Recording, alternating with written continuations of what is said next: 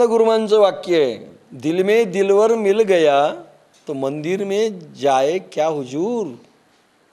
का जाता मंदिरात जर तो इथे अंगात आला असेल तर. लक्षात घ्या, या स्टेजेस आहेत.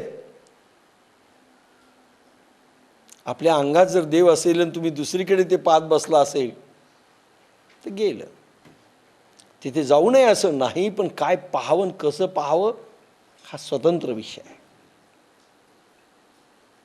त्या ठिकाणी प्रभूचं चरण जर पडलं असेल तर निश्चित जाऊ, निश्चित गेलं पाहिजे. पण त्याचा अर्थ नाही की तिथेच प्रभू आहे. हा भाव जागृत झाला पाहिजे.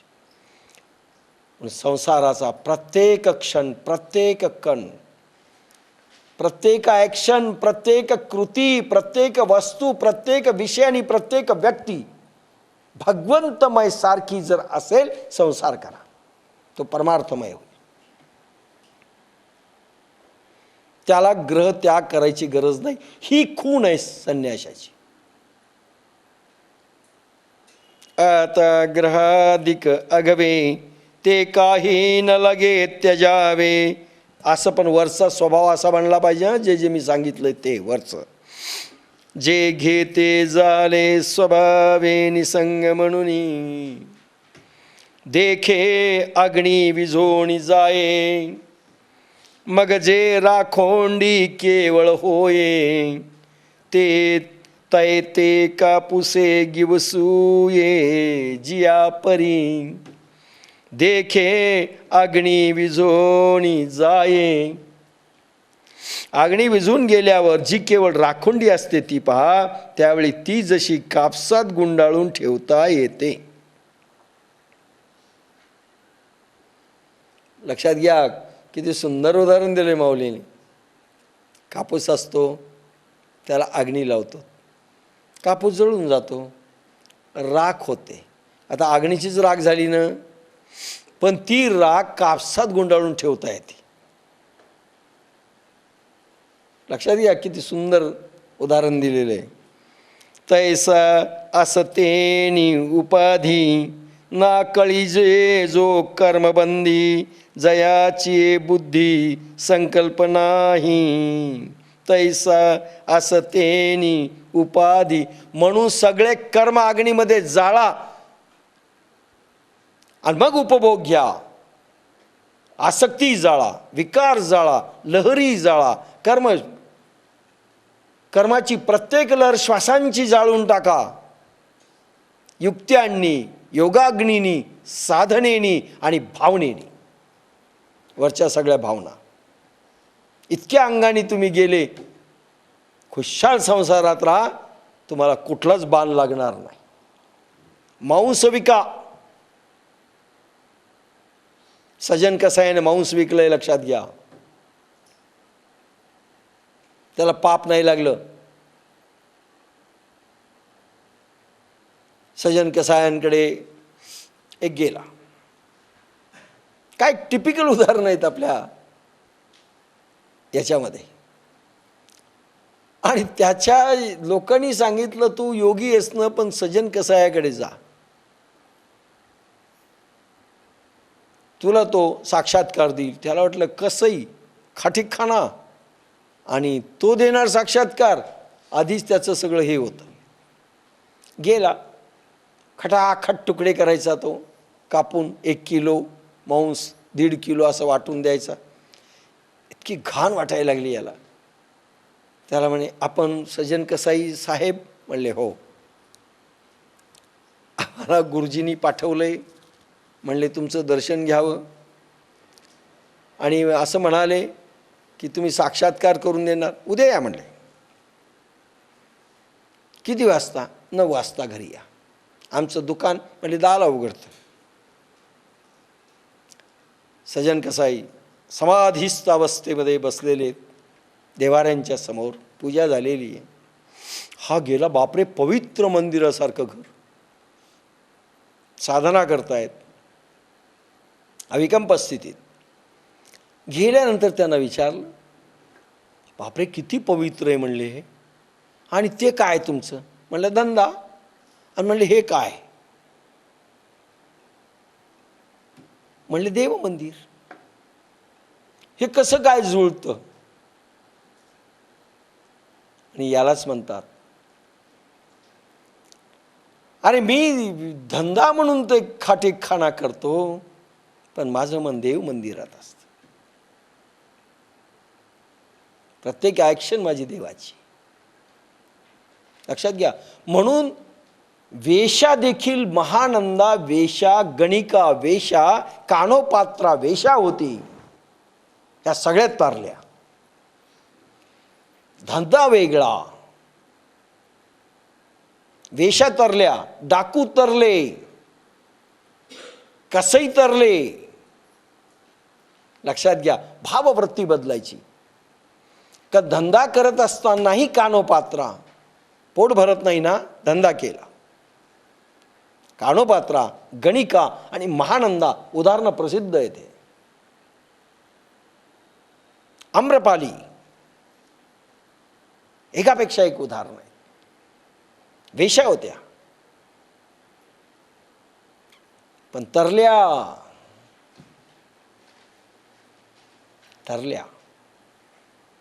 भगवंताला भाव पाहिजे. धंदा काय करतो? अरे धंद्यामध्ये त्यांनी भगवंत पाहिला, ग्राहकामध्ये त्यांनी भगवान पाहिला.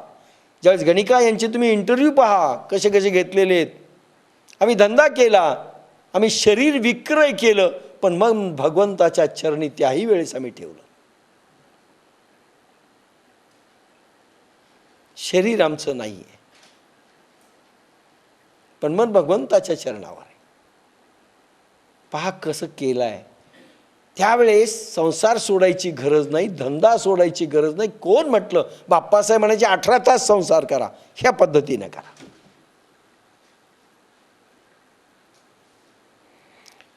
देखे तैसा सतेनी उपाधी, ना कळीजे तो कर्मबंदी. प्रत्येक श्वास लहर आत गेली.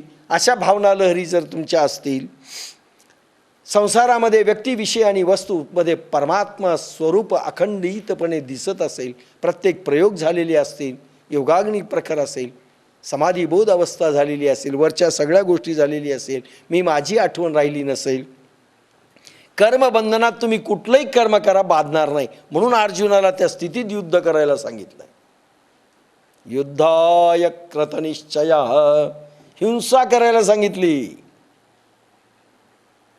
म्हणून धर्मातले घोटाळे समजलं नाही. हिंसा कधी, अहिंसा कधी.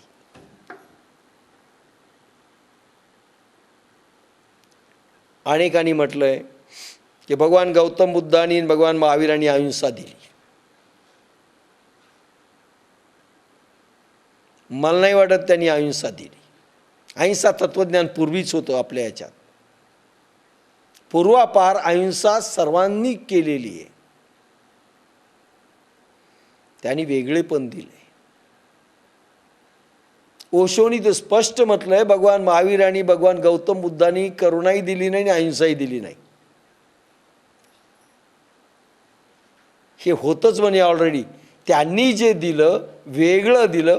पूर्व जन्मात कसं जायचं ही पद्धती दिली. ही स्पेशल पद्धती आहे बुद्धांची आणि महावीरांची. त्याला एक शब्द देखील आहे, आता लवकर आठवणं.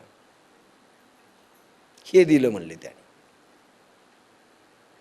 बोलू आपण त्याच्यावर, आता सध्या विषय नाही, नंतर कधी बोलू.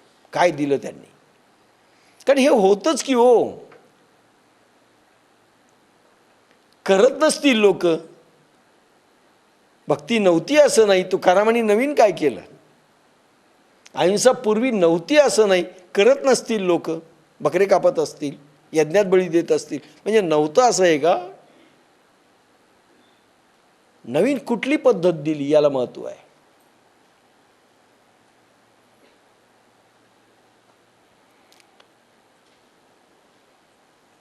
तैसा असतेनी उपाधी, ना कळीजे तो कर्मबंदी. जयाची बुद्धी संकल्प नाही, त्याप्रमाणे ज्याच्या बुद्धी संकल्प किंवा इच्छेचे स्फुरण होत नाही. संकल्प आणि विकल्प का निर्माण होता? तो इच्छा असते त्यावेळेस संकल्प होता, देवा दे ना रे मला. म्हणजे संकल्प. मी संकल्प करतो मला लॅट्रिनला झाले पाहिजे, हे संकल्प. आशा ज्यावेळेस निर्माण होते, इच्छा निर्माण होते, इच्छा म्हणजे संकल्प. मोठी इच्छा, प्रबळ इच्छा म्हणजे संकल्प. इच्छेचे स्फुरण, मला काही पाहिजे हा भावच नाही. ईश्वरा काही नको बरं, फक्त तू हवायस, तू हवायस. तू हवास म्हणल्यानंतर सगळं आलं की नाही हो. भगवंत ज्या दिवशी फक्त मला भगवंत पाहिजे म्हटल्यानंतर भगवंताच्या सगळ्या शक्ती आल्या. प्रल्हाद नाही फसला बरं का, फसले बाकीचे. ध्रुव फसला, काल उपमन्यू फसला. दूध पाहिजे, घे महासागर. उदार झाला पण महासागरच दिला ना. ध्रुवाने काय मागितलं? आढळपद. बस तपश्चर्या करीत.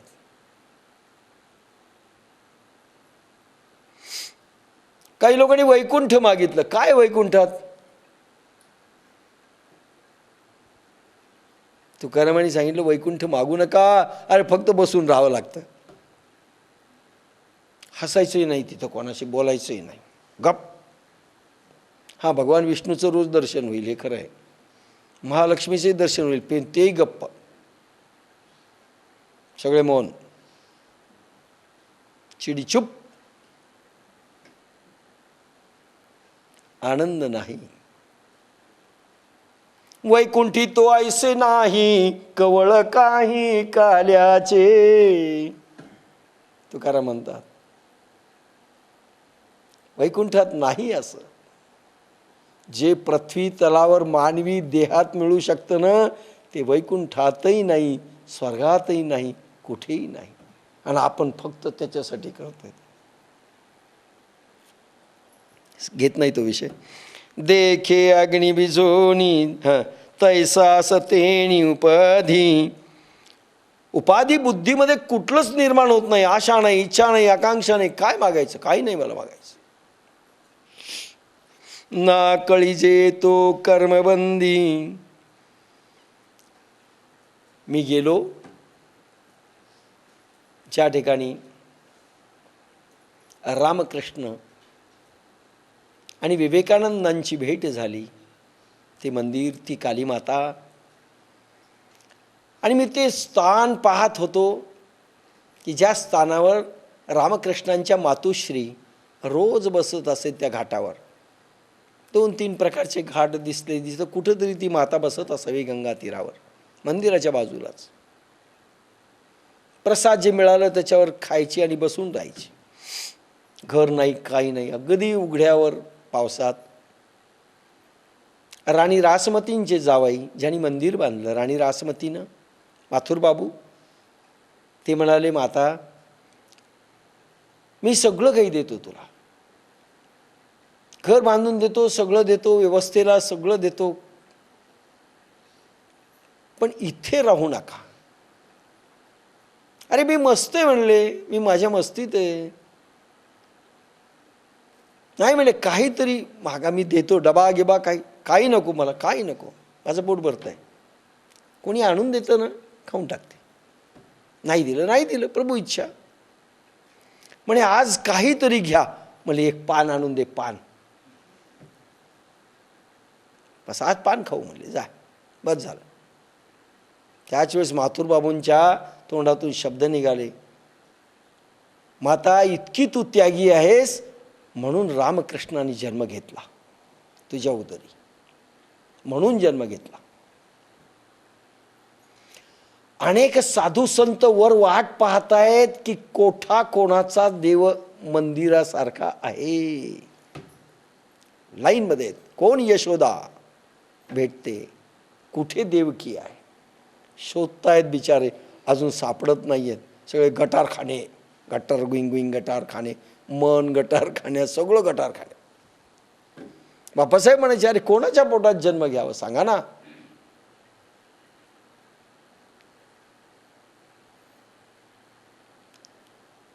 म्हणून तुकारामाने देखील म्हटलंय काय, शुद्ध बीजा पोटी फळे रसाळ गोमटी. शुद्ध बीज पाहिजे तर फळं चांगले होतात. आमचं पोट्ट असं निघालं, वा, खान तशी खापरं, माय तशी लेकरं. आमचे दिवटे निघाले, लावणारच दिवे, कारण तुम्ही तसेच दिवे लावलेले.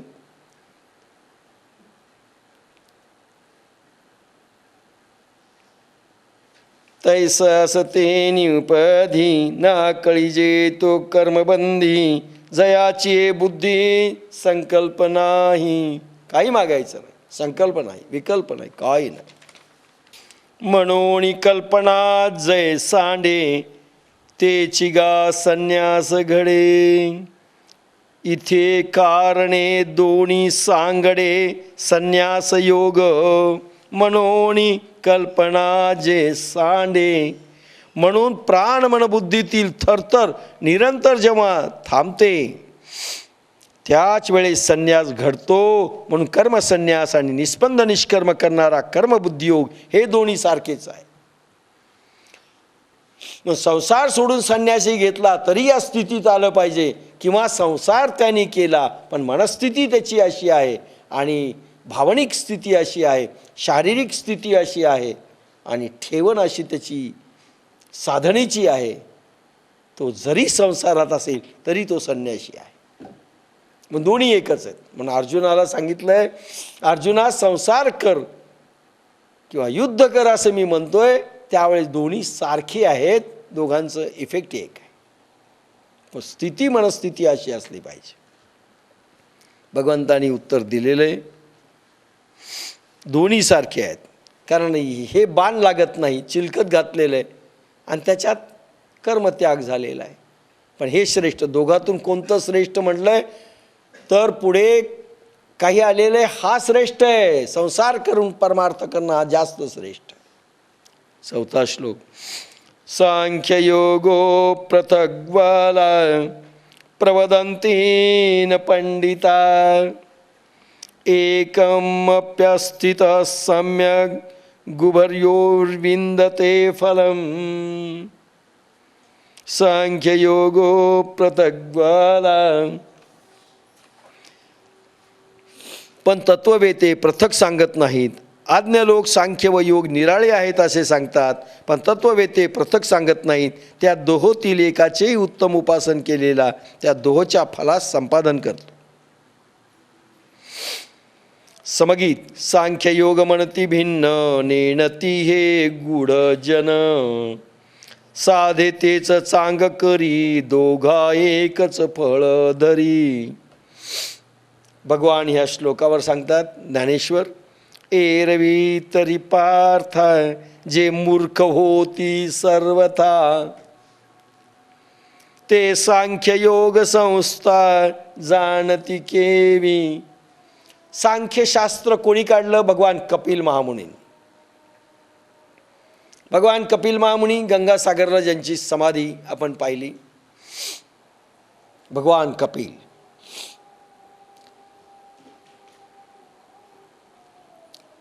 भगवान मनुनी आपली कन्येचं कोणाला द्यावी म्हणून राजे महाराजे देखील स्वयंवरासाठी बोलवले. पण भगवान विष्णूंनी प्रगट होऊन त्यांनाही सांगितलं, पोरीलाही सांगितलं, कर्दम ऋषी तपश्चर्या करतायत ना, त्याच्याशी हिचा विवाह करावा. मुश्किल राजघराण्याची पोरगी आणि कर्दम ऋषीला द्यायची. खडखडाट झाला, पण भगवान विष्णूंची आज्ञा आहे आणि त्यांच्या पोटी मी जन्म घेईल आणि भगवान येणार म्हणल्यावर झालं. आणि कर्दम ऋषीची ती पत्नी होते, तो आता सांगत नाही. आणि त्यांच्यापासून कपिल जन्म घेतात आणि अनुसयाही जन्म घेते. सती अनुसया ही कपिलांची बहीण, सख्खी बहीण. चित्रकूटला अनुसया पाहिलेली आपण, जी गौतम ऋषीला नंतर देण्यात येते. हे दोघं भाऊ बहीण तपश्चर्या करतात आणि कपिल महामुनींनी आपल्या माता देवहूतीला साक्षात्कार करावा, ब्रह्मसाक्षात्कार. गुरु झाले, मुलगा गुरु होतो आईचा. आणि शेवटी धर्माचा प्रचार करण्याकरिता निघाले आणि सांख्यशास्त्रची निर्मिती कपिल महामुनींची आहे. त्यांची पावर, सगर राजाचे 60,000 पुत्र त्यांनी डोळ्यातनं योगाग्नीचा वर्षाव करून समाप्त केले. इतकी पावर होती महर्षी कपिलांची. ते कपिल महामुनी ज्यांनी सांख्यशास्त्र काढलं. पण हे सांख्यशास्त्रामध्ये कर्मत्याग लक्षण आहे. म्हणजे एकदम तुम्हाला संन्यासी झालं की कामच करायचं नाही, समाधी अवस्थेत राहायचं, कुठेही फिरायचं नाही, त्याला संन्यास योग म्हटलं आहे. हा कपिलांची निर्मिती. पण सगळ्यांना वाटतं संन्यास घेतला तरच ती स्थिती येते, म्हणून भगवान गोपाल कृष्ण सांगतात ते मूर्ख आहेत की ज्यांना सांख्यशास्त्रांचा संन्यास योगही कळाला नाही. अरे सांख्यशास्त्राच्या कर्मत्याग लक्षणाने जे फळ मिळतं ते कर्म करून कर्मबुद्धी योगाचं अनुसरण केल्यानंतरही संन्यासपद मिळतं आणि ते फळ मिळतं. लक्षात घ्या, दोन्हीचं फळ संन्यासामध्ये जे मिळत असतं, कर्मबंधन मुक्ती, कर्म न बांधणं हे मिळतं. तिथे कर्मच होत नाही, इथे कर्म होतं पण बाधत नाही. दोन्हीचं फळ एक. एरवी तरी पार्था जे मूर्ख होती सर्वथा, ते सांख्य योग संस्था जाणती केवी. सहज पाहिले तर अर्जुना, जे भयंकर अज्ञानी आहेत त्यांना ज्ञानयोग व कर्मयोग यातील व्यवस्था कशी कळेल?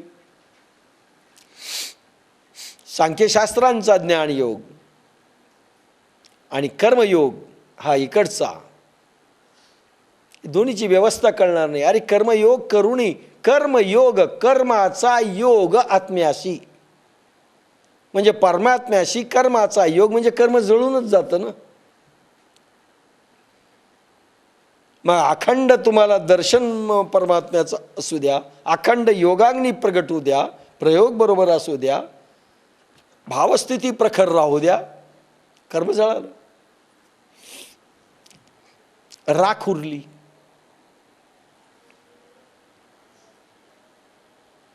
म्हणून लोकांना कळणार नाही व्यवस्था. दोन्ही एक आहे, दोन्हीचं गंतव्य एक आहे. कर्मबंधन मुक्ती मोक्ष दोन्हीचं गंतव्य एक आहे. सहजे ते अज्ञान मनोनी म्हणती ते भिन्न, एरवी दीपा प्रतिकायानान प्रकाश हाती. ते स्वभावताच मूर्ख असतात, म्हणून या दोन्ही साधन मार्गांना भिन्न मानतात. भगवान म्हणतात जे स्वभावता मूर्ख लोक आहेत त्यांना कळतच नाही दोन्हीमधला फरक. आता अजूनही जर लोक याच्यातला फरक नाही समजू शकला, कर्मयोग म्हणजे कर्मकांडच जर म्हणत असतील आणि कर्मयोग म्हणजे कुंडलिनी जागृत झाल्यानंतरचा हा सगळा प्रकार आणि हे प्रयोग त्यांना माहिती नसतील, तर ते ह्या ओवीनुसार कोण आहेत? भलेही महाराज असू द्या. मनोनी म्हणती ते भिन्न, एरवी दीपा प्रतिकायानान प्रकाश हाती पैसम्य आहाती. सहजे ते अज्ञान, ते स्वभावता मूर्ख असतात, म्हणून या दोन्ही मार्गांना भिन्न मानतात. एरवी एकाच किंवा प्रत्येक दिव्याचे प्रकाश निराळे आहेत का? दिवा एकच प्रकाश देतो.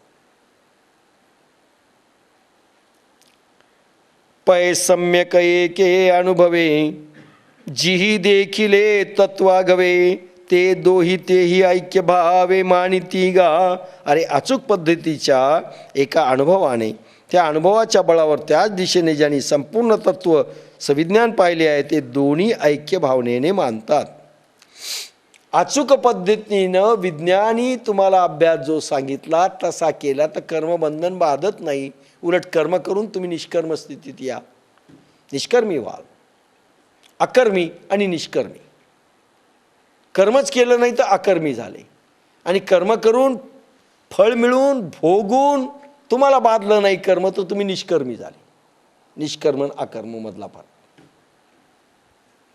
यस्सांख्ये प्राप्यते स्थानं तद्योग्यैरपि गम्यते एकं सांख्यं च योगं च यः पश्यति स पश्यति.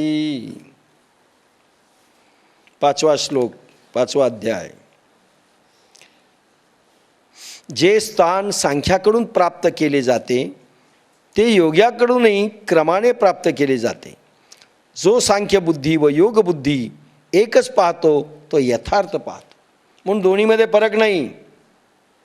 कर्म करूनही जाता येतं, संसार करूनही जाता येतं, संसार करून निष्कर्मी होता येतं, संसार करून अकर्मी होता येतं, संसार करून कर्म बाधत नाही अशी स्थिती आणता येते. वरील सगळी भावस्थिती प्रगटली तर तो संन्यासी आहे, भलेही तो संसारात असेल तरी. आणि आपल्याला असाच संसार करायचा आहे. तुकारामही म्हणतात, अवघाची संसार सुखाचा करीन. काय अभंग आहे. आनंदे भरीन तिन्ही लोकी, जाईन गे माये तया पंढरपुरा, भेटेन माहेरा आपुलिया. अवघाची संसार सुखाचा करीन, आपण अवघाची संसार दुःखाचा करीन. दुःख विकत घेईन तिन्ही लोकी.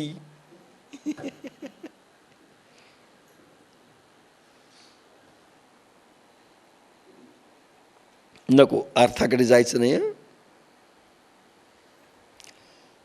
स्थान मिळे जे सांख्यास तेच लाभते योग्यास. बाप्पासाहेबांचं समगीत. दोहा अवघे अभेद मानतो, असे पाहे तो पाहतो, ऋषी बुद्धी नीट वाट, दावी एक समघाट.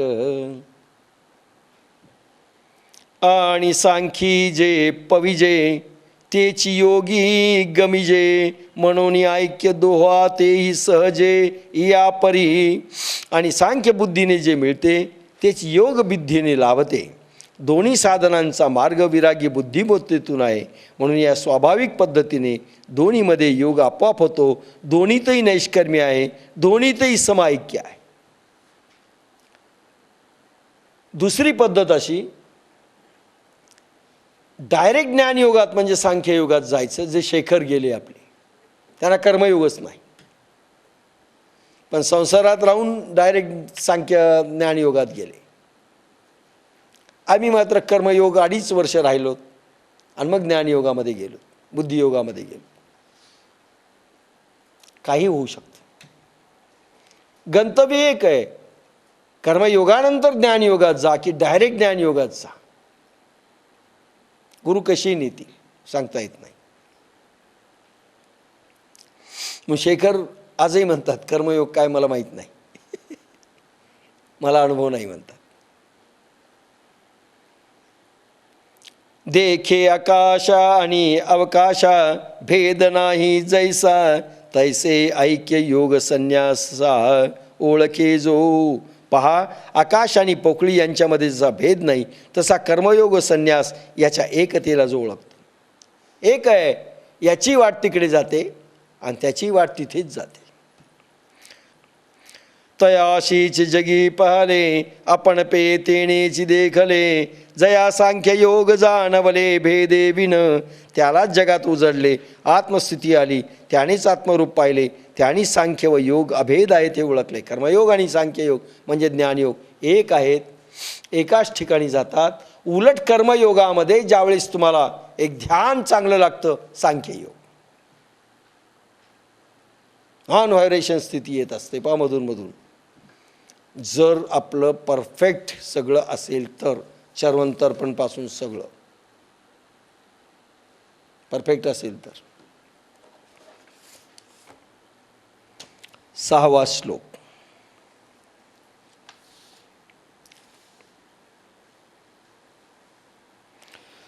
संन्यासस्तु महाबाहु दुःखमाप्तु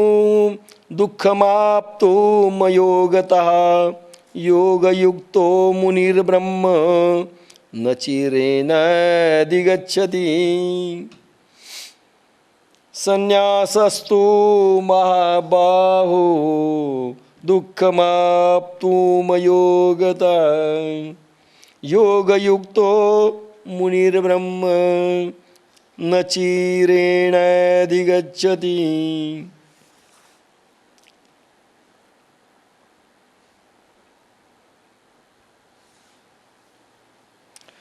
हे शुरा, पण निष्कंप ज्ञानबुद्धी निष्कंप करणाऱ्या योगबुद्धी वाचून प्राप्त होणे कठीण आहे. स्थिरतायुक्त मौनी ब्रह्मपदावर लवकर पावतो. समगीत बाप्पासाहेबांचं. योगा वाचून संन्यास कधी साधेना कोणास. महत्वाची उभी आहे. योगयुक्त जो राहतो ब्रह्म शीघ्र तो पावतो. ऋषी बुद्धियुक्त राही गती संपे स्थिती पाही. माऊलींच्या ओव्या बाप्पासाहेबांच्या समगीतामध्ये पूर्ण सार येतं. शेवटची जी ओवी असते ती सायंटिफिक असते, अनुभवाची. योगा वाचून संन्यास कधी साधेना कोणास. योगयुक्त जो राहतो म्हणजे कर्मयोगा वाचून संन्यास नाही साधणार. योगयुक्त जो राहतो ब्रह्म शीघ्र तो पावतो. ऋषी बुद्धियुक्त राही गती संपे स्थिती पाही. जो युक्तिपंथे पार्थ. अप्रतिम उभे आहेत. जो युक्तिपंथे पार्थ चढे मोक्ष पर्वता. जो युक्तिपंथे पार्थ चढे मोक्ष पर्वता. तो महासुखाचा आणि मथा वहिला पावे. आवडती ओवी आहे बाप्पासाहेबांची. काही ओव्या फार आवडत्या होत्या त्यांच्या. जो युक्तिपंथे पार्था चढे मोक्ष पर्वता. तो महासुखाचा आणि मथा वहिला पावे. मोक्षाचा पंथ चढणीचा आहे. व्यवहार निरंतर घसरणीचा उताराकडे आहे. लक्षात घ्या. चढणीसाठी निरंतर प्रबळ बळ मिळत राहिले पाहिजे आणि तेही स्वाभाविक पाहिजे. सर्व बळे प्राणात येतात. तेव्हा प्राणात येतात तेव्हा त्याशी मनयुक्त असतेच. मनासह प्राण बुद्धीशी युक्त होतो व मनबुद्धीसह प्राण ज्ञानाशी सोहमयुक्त होतो व शेवटी एकरस कुटुंब शुद्ध ज्ञानात समरस होते. याप्रमाणे पार्था जो योगसिद्ध योगी योगयुक्त राहून युक्तीच्या पंथाने योगाचा पर्वत चढतो तो सिद्ध महायोगी महासुखाचा माथा त्वरेनी गाठतो. जसं आपण वैष्णवी देवीला जातो. मी अजून नाही गेलो पण पिक्चरमध्ये पाहिलं. वैष्णवी देवी कुठेही ती माथ्यावर. बद्रीनारायणला जातो. कुठे केदारनाथ. महासुखाचा आणि मथा चढा. 13 किलोमीटर 14 किलोमीटर चढावं लागते की नाही. ते प्रतीक आहे. देवी जगदंबा ह्या मोक्ष याच्यावर बसलेली आहे. आता वैष्णवी भगवान शंभू विष्णू तुम्हाला कोण आवडीचा असेल तो ह्या माथ्यावर आहे. कैलाश इथे, वैष्णवी इथे, सगळं इथे. आणि चढायचंय बरं का. चढणीत बळ लागतं, चढणीत शक्ती लागते चढायला. आणि संसार घसरणीचा आहे आणि परमार्थ चढणीचा आहे. उलट आहे सगळं. म्हणून अभ्यास पाहिजे. संसार घसरणीचा आहे. संसारात काय लागतं. श्वासांचे कोठे खाली सोडायचे. बक बक बक संसार. श्वासांचे कोठे वर जाऊ द्यायचे म्हणजे कठीणच आहे की नाही. चढणीचा अभ्यास. पण ही चढण जो युक्ती पंथे पार्था. फार ओवी मोठी आहे. युक्ती पंथाने चढलं पाहिजे. प्रत्याहाराचा आधाडा जो बुद्धीची पाया आणि सरडा. जेत हाटी सांडिती ओढा कडे लगे भये. एखाद्या वेळेस मोटरमधून आपण पाणी ओढतो विहिरीतलं. काय असतो? ज्या वेळेस पाणी ओढल्या जातं, फुटबॉल असतो ना, पाणी ओढल्या जातं आणि पाणी ओढल्यानंतर ते पाणी थांबतं देखील. का थांबतं? काय असतं त्या फुटबॉलमध्ये? जीव असते ना एक. ते पाणी खाली येऊ देत नाही. पहा, लगेच लॉक होऊन जातं. ते लॉक किया जाय, तसं ते लॉक होतं, पाणी खाली जात नाही. तसे लॉक झालं पाहिजे. आपला प्राण वर गेला की लॉक झाला पाहिजे. एक तर वरच्यानी ओढून घ्यायचं किंवा खाली लॉक झाला पाहिजे. आणि त्याच्यासाठी युक्ती आहेत. योग युक्ती फक्त गुरुकडून मिळते. लक्षात घ्या. सामर्थ्य गुरुकडून मिळतं. योग शक्ती आणि योग युक्ती दोन्ही गुरुकडून मिळतात. योग युक्त्या कुठेही लिहिलेल्या नाहीत लिहिलेल्या. त्या गुरु हृदयात असतात. लिहिलेल्या कुठेच नाही त्या योग युक्त्या. आणि युक्तीने जायचंय, युक्तीने जायचं. जो युक्ती पंथे पार्था. आता तुम्हाला युक्त्या सांगितल्या, परवानगी मागायची, अर्पण करायची, ही युक्ती नाही का?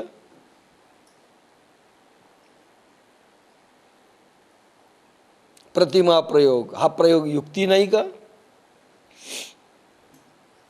आणि युक्ती ह्या काही मोठमोठ्या युक्त्या आहेत. साक्षीभाव युक्ती नाही का? कसं वागायचं? पण काही प्राण प्रवाह ऊर्ध्व जातो, त्यावेळेस तो वर थांबला पाहिजे, त्याच्या युक्त्या आहेत. सगळ्या युक्त्या आहेत. योग युक्ती, योग अंग असं म्हटलं ज्ञानेश्वरांनी. योगाचा अंग आहे योग युक्ती. योगामध्ये 3 गोष्टी: योगयुक्ती, योगशक्ती आणि भक्ती. 3 गोष्टी पाहिजेत. भक्ती तुम्ही निर्माण करू शकता. योगशक्ती साधनेतनं निर्माण होते आणि गुरुही देतो. आणि योगयुक्ती कंप्लीट गुरु देतो.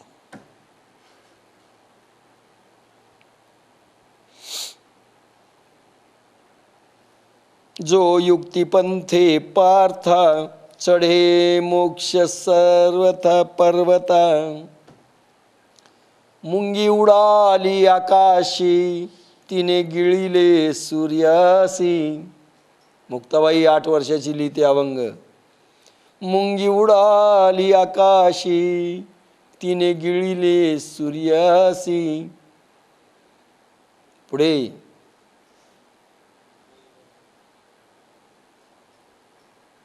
शेष माथा फोनी राहे. मुंगी उडाली आकाशी. तिने गिळिले सूर्यासी. सूर्य कोण आणि मुंगी कोण आणि उडाली कुठून? जास्त लांबवत नाही. मूलाधार चक्र. मुंगी म्हणजे हा जीव, म्हणजे कुंडलिनी. तिथे मुंगीसारखी आहे, छोटं स्वरूप आहे. उडाली आकाशी, चिदाकाश इथे. सहस्त्रार, सहस्त्रार चक्र म्हणजे सूर्य आहे, बुद्धी सूर्य आहे. मुंगी उडाली आकाशी, मूलाधार टू सहस्त्रार प्रवास. तिने गिळिले सूर्यासी, हा सूर्य, बुद्धी सूर्य.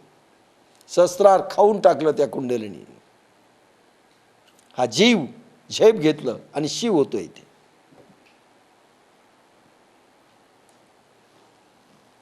जो युक्तिपंथे पार्था चढे मोक्ष पर्वता. युक्तिपंथाने गुरु युक्ती देतात. भूक लागते ना, एखाद्या वेळेस गुरु सांगतात जा भूक लागणार नाही, किंवा जा भूक लागेल. संगीता पोखरणाला सांगितलं होतं, ती म्हणे भूकच लागत नाही, आता कसं खाऊ. म्हटलं जा लागेल, पण ती विसरून गेली सांगताना. लागली लगेच, लागून जाईल. ह्या युक्ती आहेत, पण त्या गुरुकडेच असतात. म्हणून अभ्यास करताना हे करताना सगळंच विचारलं पाहिजे, नाही तर सगळं स्वतःच्या मनानं केलं की आडवे तिडवे झाले म्हणून समजा,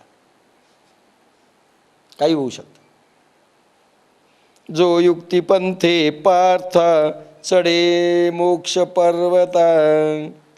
तो महासुखाचा निमथा वहिला पावे. हा जीव ज्यावेळेस या चढणीच्या अभ्यासात जातो, हा प्राण ज्यावेळेस चढणीच्या अभ्यासात जातो, तो मध्ये मध्ये युक्ती आहेत.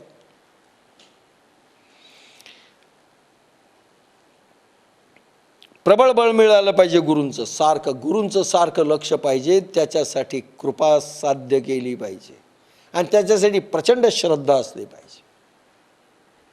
आमच्या श्रद्धाच नाही म्हणून चढणीचं होत नाही. श्रद्धा असेल तर ईश्वर बिलकुल तशी परिस्थिती निर्माण करतो की तुम्हाला चढणीच्या अभ्यासामध्ये बळ मिळतं.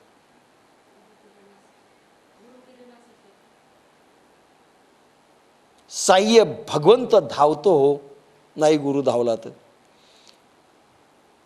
पण गुरुची प्रचंड श्रद्धा पाहिजे. गुरु किरणास श्रद्धा आकर्षिते भक्ता साह्य होते परमेश्वरी. बापासाहेबांच्या 2 ओवीतच सगळं आहे. धावते ती जगदंबा साह्य करण्याकरिता, पण श्रद्धा प्रचंड पाहिजे. किती कशी भोंगळ आंधळी फारच कठीण, आता नाही बोलत. जो युक्तिपंथे पार्था चढे मोक्ष पर्वता. तो महासुखाचा निमता वहिला पावे. महासुख म्हणून एकदा मी व्याख्या केलेली आहे, सुख आणि महासुख. संसाराच्या व्यक्ती भेटल्या आणि आपलं पोरग गेलो होतं गावाला, मिळालं, वा वा वा काय आनंद झाला. सुख मिळालं. गुलाबजामू कधी नाही मिळाले, वा वा वा काय आनंद झाला. व्यक्ती, विषय आणि वस्तू मिळाली, वा वा आनंद झाला. पण महासुख वेगळं. सुख हे टेम्पररी असतं. विषयांचं सुख हे तात्कालिक असतं, क्षणभंगूर असतं, क्षणे कमी होतं, हळूहळू कमी होतं आणि नष्टही होतं.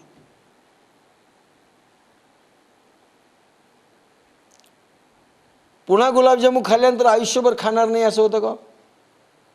ऐश्वर्या रायचा पिक्चर पाहिला एकदा, हा नाही बस आता तृप्ती झाली, आता ती मरेपर्यंत मी मरेपर्यंत पाहणार नाही असं होतं का? लगेच दुसरा लागला की निघाली. क्षणभंगूर सुख आहे. आणि महासुख जे मिळतं आत्मसाक्षात्कारानंतर, ब्रह्मसुख, ते सुख अखंडित असतं, खंडित नाही, परमनंट असतं. प्रासंगिक नाही, परमनंट. क्षणे वर्धमान म्हणजे वाढत जाणार आहे. हे पहा, स्वर्गांमध्ये तुम्ही गेलात, ब्रह्मलोकात गेलात, काही 1000 वर्षांचं आयुष्य मिळतं. इथल्यासारखं नाही तुडुक पुडुक खुडूक. आपलं आयुष्य म्हणजे केव्हा कोडल्या जाईल सांगता येत नाही. कुडूक कोंबडीसारखं पैदा झाले, कुडूक पुडूक आणि खुडूक, केव्हा कटेल्याचा नेम नाही, तसं नाही. तिथे हजारो वर्षाचं आयुष्य मिळतं. पण एकदा समाधीबोध अवस्थेत तुम्ही गेले तर असं वाटतं की काही क्षणच झाले. मी शेखर दोघंजणं बसलो बापासाहेबांच्या समाधीजवळ मोदीजी महाराज पुण्यतिथीच्या दिवशी. अजून तो प्रसंग आठवतोय. आम्ही बोलतोय, ध्यान अवस्थेमध्ये आहोत. शेखर म्हणला, तर वाट पाहत असतील साधक, आपण उठूया. ते म्हणे किती वेळ झाला असेल? म्हणलं 10 मिनटं. ते म्हणे 2.5 तास झाला आपण बसलो. मला 10 मिनटं वाटलं.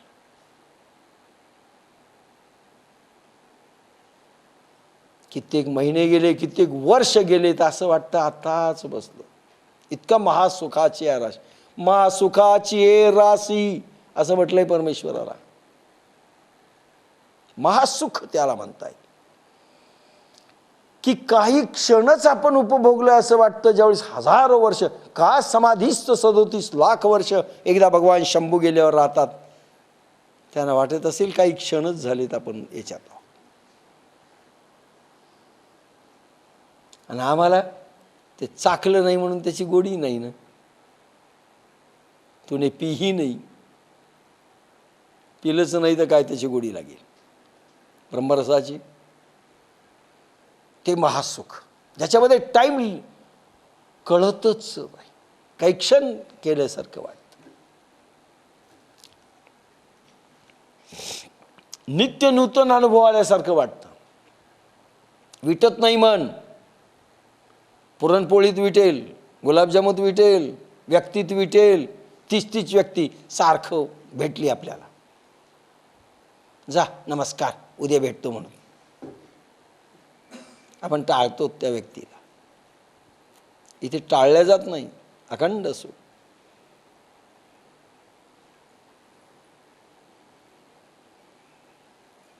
चला आळंदीला जाऊ, ज्ञानदेव डोळा पाहू,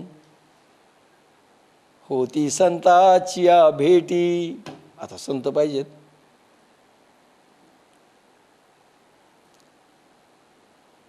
अखंड दर्शन. डोळे घ्या रे ते सुख, पहा विठोबाचे मुख. डोळे घ्या रे ते सुख, पहा विठोबाचे मुख. नयन सुख.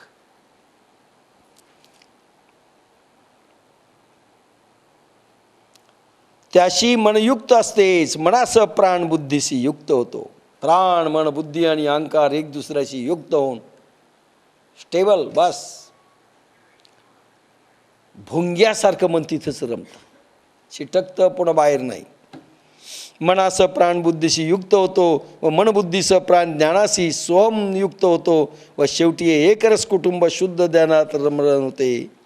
संगीत चालतं, सोहम सोहम सोहम सोहम सोहम सोहम. संगीत गुंजायमान होतं आणि ते स्वर ऐकायचे, नाद ब्रह्म.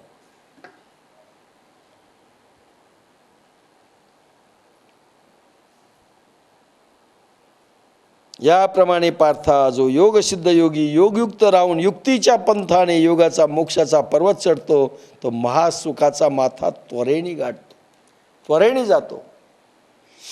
एरा योग स्थिती जया सांडे, तो वायाची गा हव्यासी पडे. परिप्राप्ती कही न घडे संन्यासाची. एरा योग स्थिती जया सांडे. ज्यांना अष्टांगादी अभाव योग्यांना हे ईश्वरी योग बुद्धी लाभली नाही, त्यालाही योग स्थिती अगदी अशक्य आहे. योगी आहेत, अष्टांग योगी आहेत, योग करतायत, स्वतःहून करण्याचे काही प्रयोग आहेत. रामदेव बाबा फार थोडे सांगतात, हे सगळे प्रयोग आहेत. पण ही योग स्थिती आणि मनस्थिती त्यांना येऊ शकत नाही. एरा, एरा म्हणजे बाकीचे योगी. एरा योग स्थिती जया सांडे, अशी वरची स्थिती जी वर्णन आपण आता केली, ती जर नाही आली तर त्यांनी किती झटके खाऊ द्या योगाभ्यासामध्ये, ते आऊट ह्या रिंगणात. त्यांना संन्यासी जरी ड्रेस घातला तरी ते संन्यासी नाहीत. म्हणजे आता साधूची स्थिती मानसिक कशी आहे, मानसिकता म्हणण्यापेक्षा वरची मी आत्ता जे सांगितलं ना वरचं, स्वतःला कसं विसरणं, काय आपल्याला समजलं पाहिजे तो कुठपर्यंत गेला. उगाच वाटतं साधू उगाच झालाय का काहीतरी असं.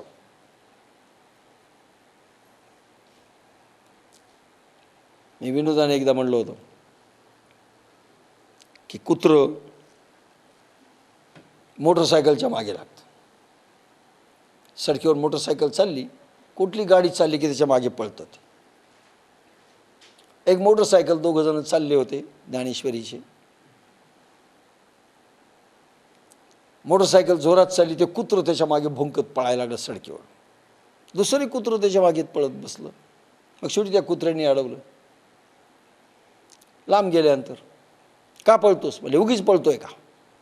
अरे हो बाबा पळतोय, पण का पळतोय? दिसतं ना का म्हणले का पळतो? अरे हो बाबा पण का पळतोयस?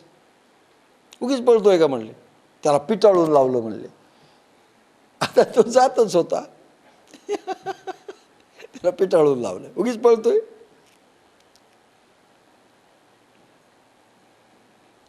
आपल्याला वाटत असतं संन्यासी झालेत उगाच का काहीतरी करतोय, बसतात महाराज आमच्या ध्यानात. काय करतात? काही करत नाही. त्यांचं तेज, त्यांची योगशक्ती, त्यांची स्थिती, त्यांच्या भावना, त्यांचा व्यवहार, त्यांची ही क्षमता आहे. पहा किती क्रायटेरिया दिला आहे. पहा त्याच्यात बसतं का कुठे. त्यांचं व्याख्यान किती ओतप्रोत आहे अनुभवाशी. व्याख्यानून माणूस ओळखता येतो 5 मिनिटात, 10 मिनिटात. नमस्कार लांबून घालायचं का जवळून घालायचं ठरवता येतं. एरा योग स्थिती जया सांडे, तो वायाची गा हव्यासी पडे.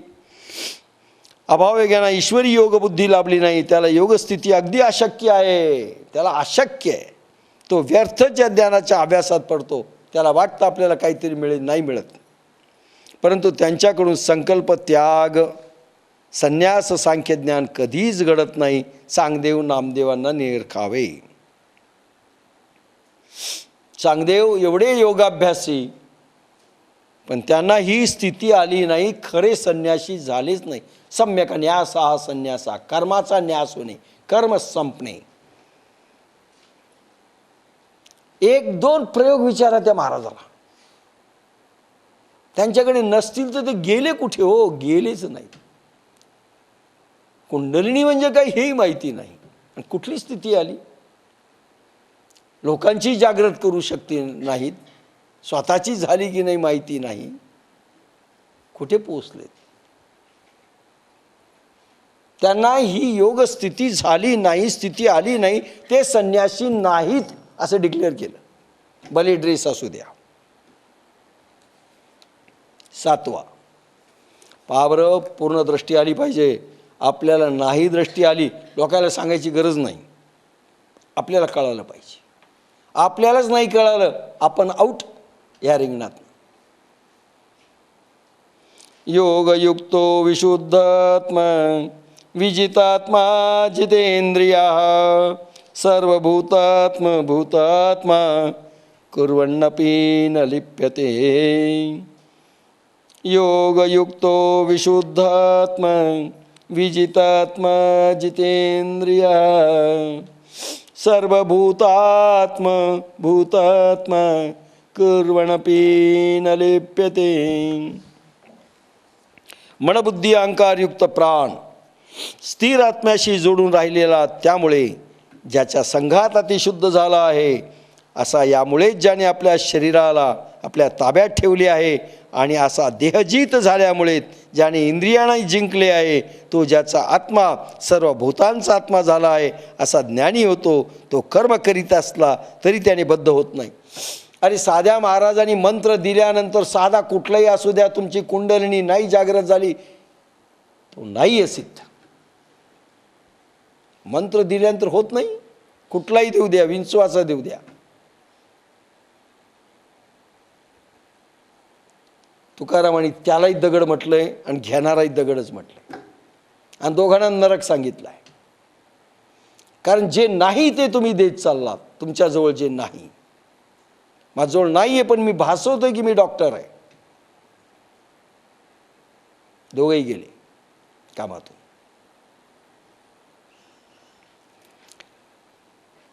योगयुक्त शुद्ध होतो,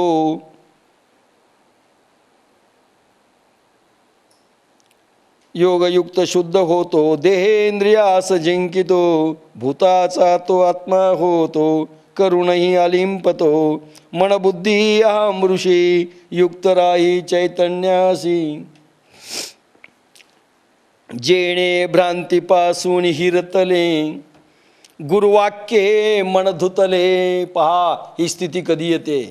भगवान गोपालकृष्ण सांगतायत, जेणे भ्रांतीपासून हिरतले, गुरुवाक्ये मन धुतले, मग आत्मस्वरूपी घातले, रोवोनिया. ही स्थिती येण्याकरिता, मोक्षाचा पर्वत चढण्याकरिता, खाली घसरण न होण्याकरिता, युक्तींचे द्वारे समजण्याकरिता, योग शक्ती मिळण्याकरिता ओवी सांगतायत भगवान, एक्झिक्युशन सांगतायत. जेणे भ्रांतीपासून हिरतले, गतीत भ्रमविणाऱ्या विषयापासून ज्याने आपले मन माघारे वळविले, विषयांचा विसर पडे, इंद्रियांची कसमस मोडे.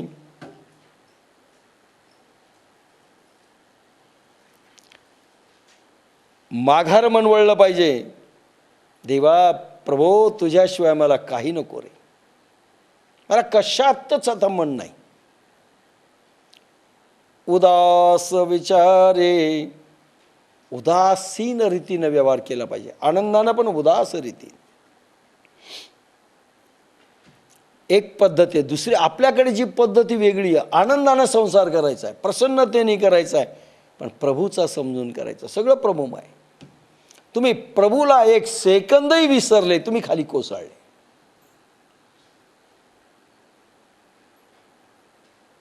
लक्षात घ्या, खाली कोसळले. जेणे भ्रांतीपासून हिरतले, गतीत भ्रमिणाऱ्या विषयापासून ज्याने आपले मन माघारे वळविले. की ज्याच्यामुळे मी प्रभूला विसरतो. लक्षात घ्या, ज्या विषयांमुळे, ज्या व्यक्तींमुळे आणि ज्या वस्तूमुळे मला प्रभूचा विसर पडतो, असं भ्रमभास उत्पन्न करणाऱ्या लाटा आणि गती लहरी पासून जो मन काढतो, म्हणजे आसक्ती ठेवत नाही, त्याच्यातनं बाहेर काढतो.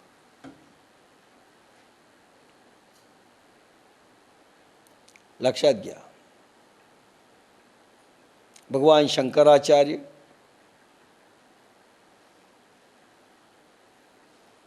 भगवान गौतम बुद्ध, सगळ्यांचं असं झालंय. आई परवानगी देत नाहीये दोघांनाही.